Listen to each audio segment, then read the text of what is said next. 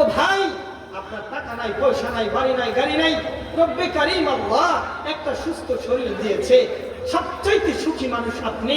ভাইয়ের আমার, আজকে আপনার টাকা নাই, মসজিদে যান না, ভালো কাজ করেন না, সন্তানের খোঁজ খবর রাখেন না।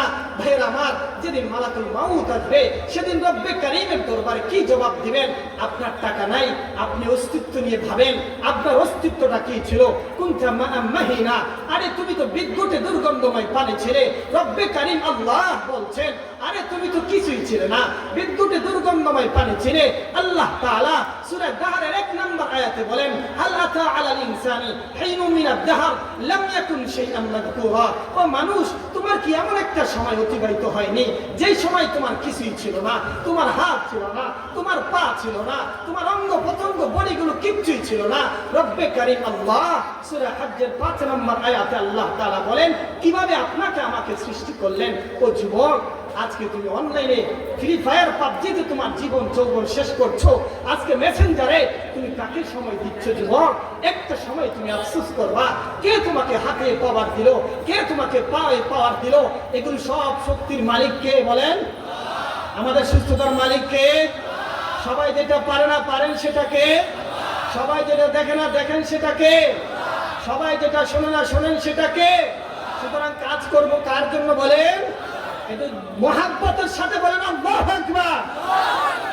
একমাত্র রব্বে কারীম আল্লাহর কুদরত পেয়ে সিজদায় পড়ে যান। ভাইরা আমার, অস্তিত্বটা সূরা হজ্জের 5 নম্বর আয়াতে রব্বে কারীম আল্লাহ বলছেন, ফাইন্না খালাকনাকুম মিন তুরাবিন সুম্মা মিন নুতফা সুম্মা মিন আলাকা। ও যুবক, আজকে তোমার অস্তিত্ব নিয়ে তুমি ভাবো না, আজকে তুমি অনলাইনে সময় দাও, তোমার যৌবন কোথাও? আন শাবাবিন ফিমা আবলা। আরে যুবক, তোমার যৌবন সম্পর্কে তো জিজ্ঞাসা করা হবে। তুঝে পহলে बचपन ने गुस्सू खिलाया, जवानी ने फिर तुझको मजनू बनाया, बुढ़ापा ने फिर आके क्या क्या सताया, अजल तेरा कर दिगी बिल्कुल सफाया, यही तुझको तुम्हें रहम सबसे आला, हो जीनत निराली हो फैशन निराला, अजल ही न छोड़ा न किसरा न दारा, उसी से सिकंदर सफा की बिहारा। अरे जुबोक, কবি চিৎকার দিয়ে বলছেন, যুবক, তোমার মতো কত যুবক পাগলা ঘোড়ার মতো দৌড়াইছে। আরে যুবক, তুমি তো জানো তোমার হুন্ডার ভিয়ারে এলাকা থরথর করে কাঁপে, কিন্তু তুমি জানো না তোমার একটা সিজদায় রব্বে কারীম আল্লাহর আরশ আজিমকে পৌঁছে। তুমি যা জানো না, যুবক যখন নামাজে দাঁড়িয়ে যায়, আল্লাহ বলেন, আল্লাহ ফেরেশতাকে বলেন, মাযা ইয়াফআলু হাযা শাব। আর এই যুবকটা কি করছে? ফেরেশতা বলেন, জালা আজলাহু ওয়া মাজালাহু লিআজলিক। আল্লাহ, যুবক তো সব কিছু বিসর্জন দিয়ে আপনার কুদরতি ব্যয় করে গেছে, আপনার জন্য রুকু করছে। আল্লাহ বলেন, রুকু দিকে কি পড়ে? আল্লাহ ফেরেশতা বলেন, সুবহান রাব্বিল আযীম। সে বলে, আল্লাহ, আপনি নাকি মহান, আপনি নাকি পবিত্র। আল্লাহ বলেন, যুবক, সাব্বাহতানি, তুমি আমার পবিত্রতা বয়ান করলে, যাও আমি তোমাকে গুনাহ থেকে পবিত্র করে আমি তোমাকে জান্নাতি বানাই দেব।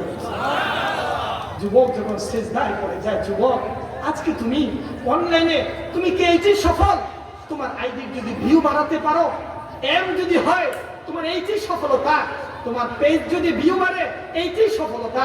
তোমার টিকটকের ভিউ বাড়িয়ে তোমার কি হবে? না হবে তোমার দুনিয়ার কোনো লাভ, না হবে কবরের জগতের লাভ। তোমার পেজের ভিউ বাড়লে দুনিয়াতে কোনো লাভ হবে না, পরকালীনও কোনো লাভ হবে না। যুবক, তুঝে পহলে बचपन ने गुस्सू खिलाया, जवानी ने फिर तुझको मजनू बनाया। আজকে তুমি বাবাকে ধমক দাও, আজকে তুমি মাকে ধমক দাও। অনেক তো বহু ঘটনা আমরা দেখেছি শুধু মোবাইলের কারণে। যুবক, এক খতিব ছিলেন উত্তরবঙ্গের দিকে। খতিব সন্তানকে শুধু একটা কথা বলেছিলেন, বাবা তুমি অনলাইনটা ছেড়ে দাও। ওই যুবক এই কথা বলার কারণে রাত্রিবেলায় ক্যাপ পরিধান করে বাবার রুমে ছুরি নিয়ে ঢুকে দরজাটা যখন খুলে, দরজাটা খোলা মাত্রই যুবক ছুরিটাকে তার বাবার পেটের ভিতরে ঢুকিয়ে দেয়। বাবা চিৎকার দিয়ে বলছিল, বাবা আমাকে অন্তত আমার জীবনটাকে ভিক্ষা দে, আমি তোকে আর জীবনে কখনো আমি টাচ মোবাইলের কথা বাধা দিব না, ফেসবুক চালাতে বাধা দিব না, ইউটিউব চালাতে বাধা দিব না, আমি তোমাকে আমার প্রাণটা ভিক্ষা দে। কিন্তু জন্মদাতা বাবা তারপর যুবকের হাত থেকে বাঁচতে পারে নাই। চুয়াডাঙ্গাতে রমাদানের শেষে একই অবস্থা। আজকে আমাদের কোথায় নিয়ে যাচ্ছে ফেসবুক? আজকে চায়নাতে দেখেন ইয়াং জেনারেশন, ওনারা লেখাপড়া শেষে কারখানায় গবেষণা নিয়ে বসে যায়, আর আমাদের লেখাপড়া আজকে চ্যাট জিপিটি বের হয়েছে, ওই চ্যাট জিপিটির মধ্যে আর লেখাপড়া করা লাগবে না। আমেরিকাতে গবেষণা করেছে চ্যাট জিপিটি নিয়ে, কে যদি চ্যাট জিপিটি ব্যবহার করে আস্তে আস্তে তার মেধাটা কমে যাবে।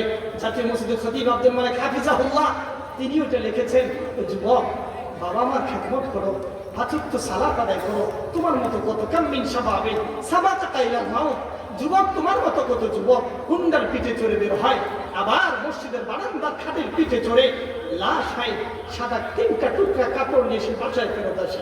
এই জন্য যুবক ভাইয়ের একটু ভাবো, কি ছিলে তুমি সেজদায় যখন যায়? আল্লাহ বলে যুবক, আল্লাহ তাআলা ফেরেশতাকে বলে যুবক সেজদায় গিয়ে কি বলে?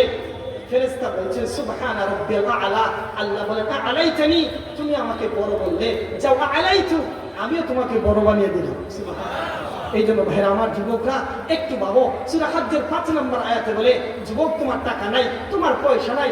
আজকে আমি যুবক মনে করি আইফোন প্রো ম্যাক্স যদি আমার সাথে থাকে, আমি সবচেয়ে বড় ভিআইপি সন্তানের ছেলে। আইফোন থাকলে ভাবসাব, আর যদি হুন্ডা থাকে কোনো কথাই নাই।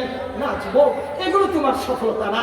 হুন্ডা অর্জন করা সফলতা না, ল্যাপটপ থাকা তোমার সফলতা না, আরে তোমার বড় আইফোন থাকা এটা সফলতা না।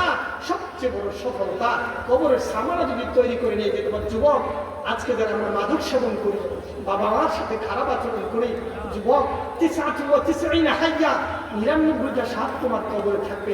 আজকে যদি কোনো যুবকের বেডরুমে একটা সাপ যদি রাখা হয়, যুবক আজকে তোমার ঘরে তোমার সাথে একটা সাপ থাকবে। কোন যুবক সব ঘর ছেড়ে সুন্দর খাট পালং ছেড়ে চলে যাবে, কেউ থাকবে না। আল্লাহ রাসূল বলেন যুবক, এরকম 99টা সাপ তোমার কবরে থাকবে। যে যুবক মাদক সেবন করবে, জুয়া খেলবে, যে যুবক বাবা মায়ের কথা শুনবে না, তার কবরে 99টা সাপ থাকবে। আল্লাহ রাসূল বলেন সাপগুলো কেমন হবে? সাপগুলোর চোখগুলো হবে আগুনের, আর নখগুলো হবে লোহা। একটা কামড় দিলে 70 হাত মাটির নিচে চলে যাবে। যুবক, তুমি কি পারবে 99টা সাপের সাথে থাকতে? পারবে না, কোশ্চিন কালেও পারবে না। আজকে যুবক